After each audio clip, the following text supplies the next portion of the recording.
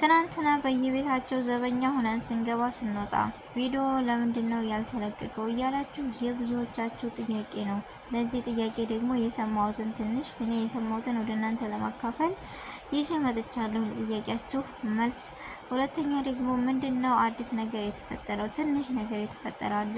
ያው እኔ የሰማሁትን ለእናንተ ትንሽ ላጋራችሁ ብዬ ነው። ምክንያቱም ማሻአላ ሰው መውደድ አላቸውና ሁላቸውም ልክ እንዴ እንደምወዳቸውና ቦታ እንደምሰጣቸው እናንተም እንደዛው። ስለዚህ እኔ ሰማሁትን ደግሞ ለእናንተ ማድረስ አለብኝ ብዬ ዛሬ መጥቻለሁ። ውድ ቤተሰቦቼ በመጀመሪያ አሰላሙ አለይኩም ወራህመቱላሂ ወበረካቱሁ። ውድና የተከበራችሁ ውድ ቻናሌ ቤተሰቦች እንዴት ናችሁ? ደህና ናችሁ ወይ? ከኔ ጋር አልሐምዱሊላህ በጣም ደህና ነኝ።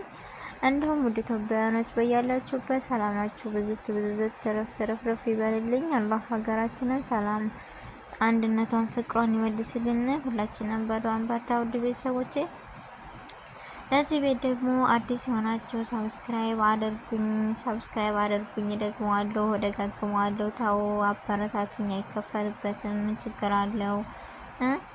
ለነባር ቤተሰቦች ደግሞ ከጎን ሆናችሁ እስከ ዛሬ ድረስ ሳሰለችሁ ሳደክሙ ስለምታበረታቱኝና ስለምትሰጡኝ አስተያየት ስለ ኮሜንታችሁ እጅግ ከልብ አመሰግናለሁ። ዛሬም ነገም ብርታታችሁ አይለይ ነው የምለው። ውድ ቤተሰቦቼ እንግዲህ እንደተለመደው የሰሞኑ ሶሻል ሚዲያ የሰው ሙሀባ የሰው ፍቅር ያላቸው የሰው መውደድ ያላቸው የምናውቃቸው አህሙና ፈኪ እንዲሁም ኢሳምና ኢክራምን ወደ እናንተ ይዤ መጥቻለሁ። ትናንትና ሁላችንም ዘበኛ ሆነን ነው የዋልነው በየቤታቸው። በፈኪ ስንል በአህሙ ስንል በኢክራም ስንል በሳሚ ቪዲዮ ይለቀቃል ጠብቁ ብዬ ነበር። እኔም በራሳቸውም ብለው ነበረ፣ ግን ቪዲዮ አልተለቀቀም። ለምንድን ነው ላላችሁ ትንሽ የመልስ ይዤ መጥቻለሁ። ቪዲዮ ያልተለቀቀበት ምክንያት አንድና አንድ ምንም ተፈጥሮ አይደለም አለ አይደለ ያለ መመቻቸት ነውና ምንም አልተፈጠረም።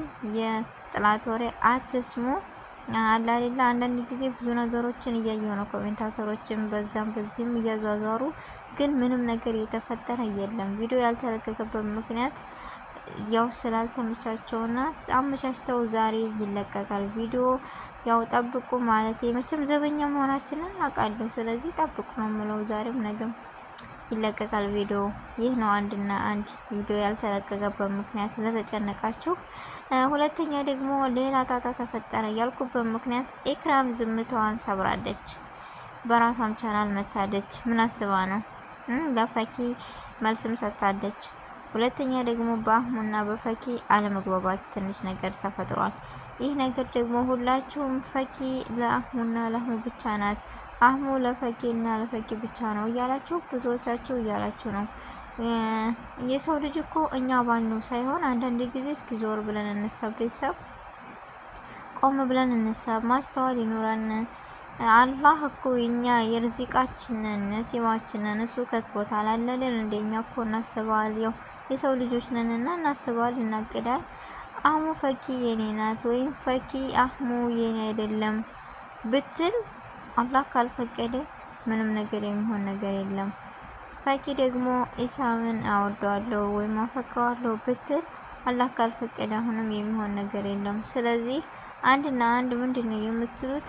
የሰውን ስሜት ወይም ከመሳደብ ከምንም ተቆጥበን ለነሱ የሆነው ነገር አላህ ስለሆነ የያዘው ብንቆጠብ እላለሁ። አንቺ ለማንም አኮንም ለኢሳማ ትገቢው ሚክሮ ብቻ ናት። እኛ የሰው መውደድ የእነሱን ስለምንወዳቸው ብቻ አይደለም፣ ከሁላቸውም ጎን መቆም መቻል አለብን። ፈኪንም እንወዳታለን፣ ሁላቸውንም እንወዳቸዋለን። ለምን?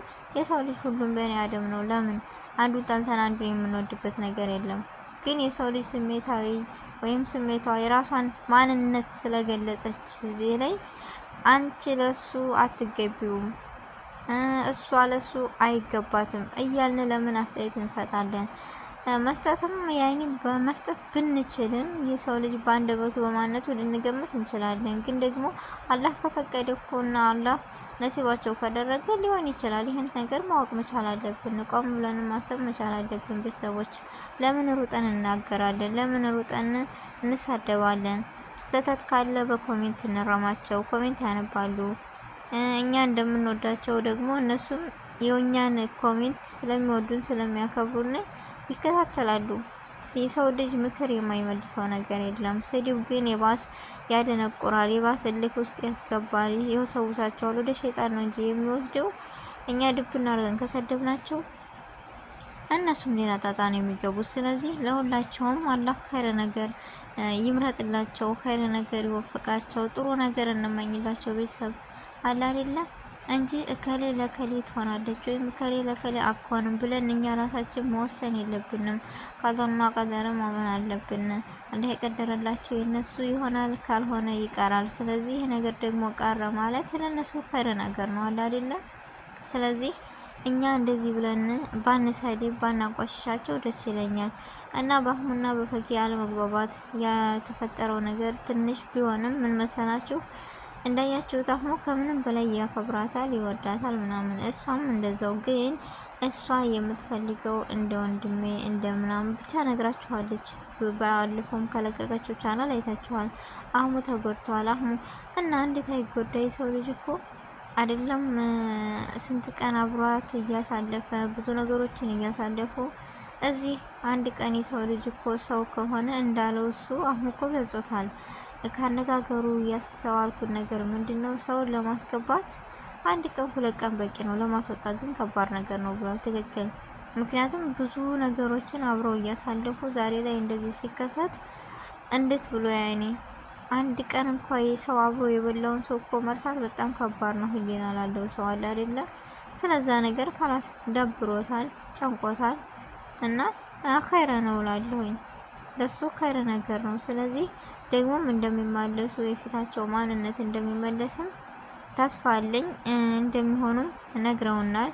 ኢንሻአላህ ዱአ አድርጉላቸው። ሁላቸውም ወደ ቀልባቸው ይመለሱ።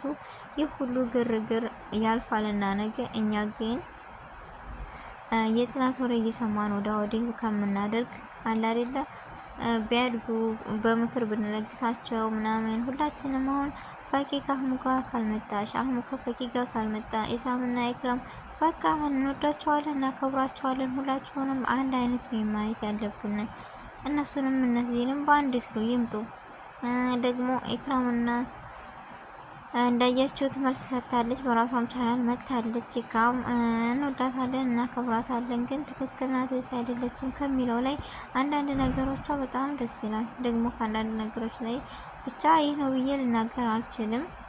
ለሁላቸውም ኸይር ነገር ነው እኔ የምመኝላቸው እና ምንም ነገር አልተፈጠረም። ውድ ቤተሰቦች ቪዲዮ ዛሬም በድጋሚ በር ላይ ጠብቁ፣ አንደኛ ለመሆን ሞክሩ ነው የምለው አለ አይደለ። ሁሉም ነገር ለኸይር ነው። ዛሬ ይለቀቃል ቪዲዮ በአህሙ ቤት እና በኢሳም ቤት ጠብቁ ውድ ቤተሰቦች። እኔ የሰማሁት ለእናንተም ልናገር። ለምን ተጨንቃችኋል ብዬ ነው። ሁሉም ጨንቆናል። አህሙና ፈቂ ከምን ደረሱ በአንድ ሆኑልን ምናምን እያላችሁ ነው። ጊዜ ይፈጃል እንጂ አብሽሩ። እኔ የሰማሁት ምንጭ ይህን ነው። ቪዲዮውን እስከ መጨረሻው አብራችሁን ስለቆያችሁ ከልብ ነው የማመሰግነው ውድ ቤተሰቦች። አስተያየት ደግሞ በኮሜንት ስጡ። ስህተት ካለ እረሙኝ እና ጊዜያችሁን ሰዓታችሁን ሰጣችሁ እኔ ጋር ስለነበራችሁ እጅግ ከልብ አመሰግናለሁ ውድ ቤተሰቦች።